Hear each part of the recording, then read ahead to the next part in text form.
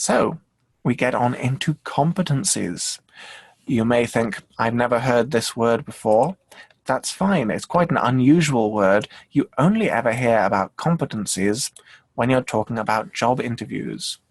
A competency is a particular kind of job interview where they ask you, can you give an example of a time when you did this? Can you give an example of a time when you showed leadership skills? When is a time you showed an ability to work under pressure? Have you ever needed to cope with an emergency? Don't just say yes. Certainly don't say no. What they want is for you to tell them a story. Tell them, yes, this situation happened where I was working under a lot of pressure, and because of that, I came up with these ideas and did those things, and I used these tactics. So tell them a story about it. Tell them the consequences. So because of this, the company did really well. Because of this, I learned how to cope in stressful situations. Because of this, the whole department got a bonus because they were so good. Try to end your story with a happy ending. So try not to tell them any stories where you did something and it destroyed the company or it made someone die. That would be a bad story to tell. But try to tell them something which shows when you did it, where you did it, how you did it, what you learned, what the company got out of it, and any other consequences. So that's the whole thing with competencies. Practice this for all sorts of different things. Situations where you have shown your strengths, situations where you've needed to choose between two important things, situations where a client has been angry. So just look back through your work history, and if you can't find anything in your employment, look through your hobbies and other things you do with organized groups. If there's anything in those that show that skill, they'll actually be glad to hear about it. So that is competencies. And then know yourself. It's very important to know yourself.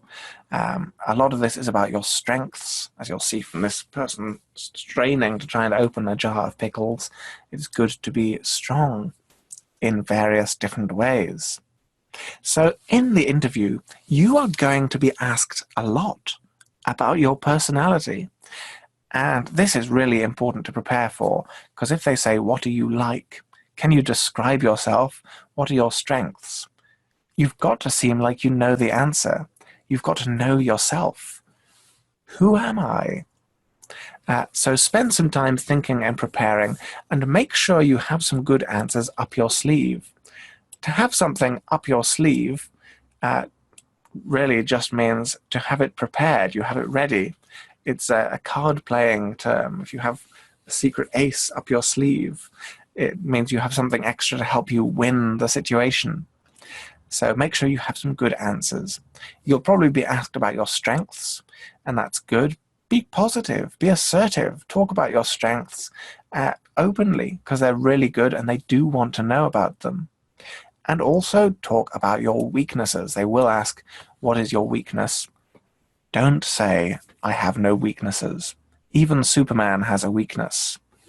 So talk about your weaknesses, be honest, but try to find something positive to describe. I once made a terrible mistake in an interview. I was interviewing to be a bingo caller, and they asked my weaknesses, and I said, I'm quite lazy. I think that's not actually true. I don't know why I said it, but I told them I was lazy, and of course I didn't get the job.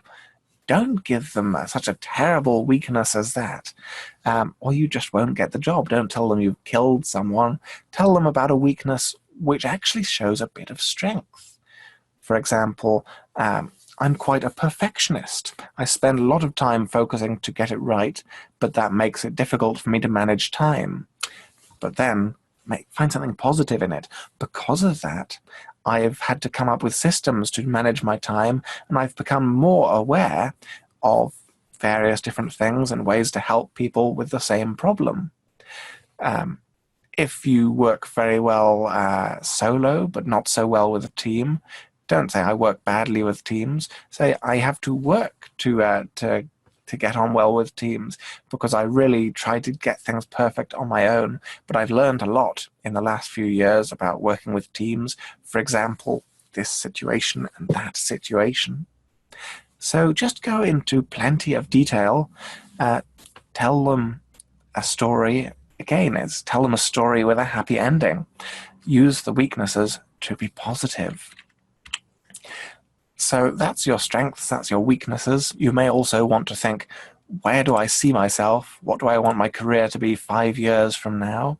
Because they may well ask you that. And at the end, they'll say, do you have any questions for us? Do you have anything that you want to ask us? Yes, you should certainly ask them a question. Don't say you have no questions. Show that you are an interested person.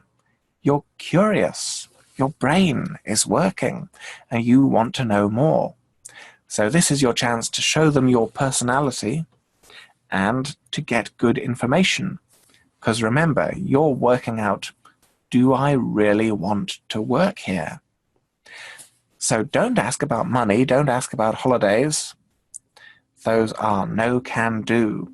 If you ask about those, they'll think you don't care about the job, you just care about yourself. So a few questions you could ask. What is a typical work day like? What's it like working a typical day in this job? You could ask, what do you like about working here? Because you're talking to the interviewer, they work for the company, so ask them what they like. It's a nice personal question, and you might get a good answer. What's a typical career path for someone in this position? So is there a prospect of promotion? So what is a typical career path will tell you what you can expect over the next 5, 10, 20 years, because it's worth thinking about. A job with no career path is a dead-end job. A dead-end job just means there's no chance of promotion, there's no possibility of anything else happening in the future, so it's worth finding out. Other questions you might want to ask them: are there any particular challenges or opportunities facing this department? It's good to be ready for that sort of thing and to get an awareness of it. And then after the interview, shake the interviewer's hand if they offer their hand, thank the interviewer in person, and you might also want to thank the interviewer in writing. It's often good to write to a company a day after the interview and thank them for the interview, saying, thank you so much for that. It was very good to meet with you, and I hope to hear something positive from you. The phrase I've used here, it pays to seem keen. So it pays doesn't mean you are literally paid money. It just means it is a very good thing. You'll get positive advantages from seeming keen, interested, excited, ready. My next suggestion is try and walk the line. So don't be too extreme when you're saying goodbye to them and shaking their hand. Don't be too timid. Oh, I'm sorry, I think I did very badly in this interview. Don't be too timid. Be confident. But don't be too arrogant. Oh, I'm sure I've got the job. I look forward to starting. Because that could seem a bit rude. So don't be too extreme in either direction. And it's true when you go home as well. Don't be too extreme. Don't assume you've got the job. Don't be complacent. To be complacent is just to think, oh yes, it's fine. I don't need to think about this because I've already got it. But don't think, I definitely haven't got the job. Don't despair. So look at other jobs to apply for, just so you won't be too disappointed if you're told no. But do be ready, because you quite possibly have got this job. You wrote a good application, you got the interview, so there's a good chance you will succeed. So try not to be too extreme one way or the other. And as people say, fingers crossed, meaning for luck. I'm not sure it actually works, but people do say fingers crossed, even if they don't really cross their fingers. So at that point, you just wait.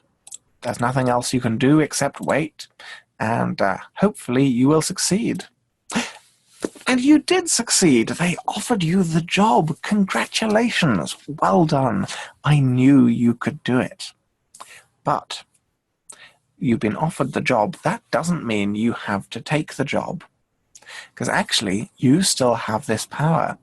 They've sent you a contract to sign, but it's your choice whether you want to sign it. So read that contract. Do the conditions look fair? Are they tricking you? Don't sign away your soul and give up your life if that's what the contract says. So read it, read the fine print, which is all the little writing, and decide, do I really want this company? Or can I do better?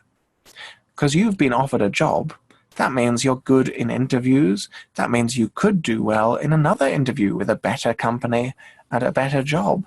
So actually, they have recognized your quality. At this point, all the power is yours, because you're the only person who can say yes or no. So remember that. Have confidence in yourself. But seriously, well done getting that job. I hope you enjoy it, and I hope that you all prosper and do very positively and successfully in whatever jobs you apply for. So I hope to hear from you again soon.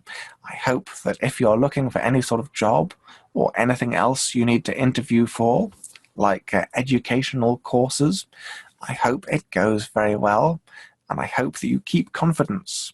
Don't despair, but go in remembering what a skilled and capable person you are. So until next time, goodbye and good luck.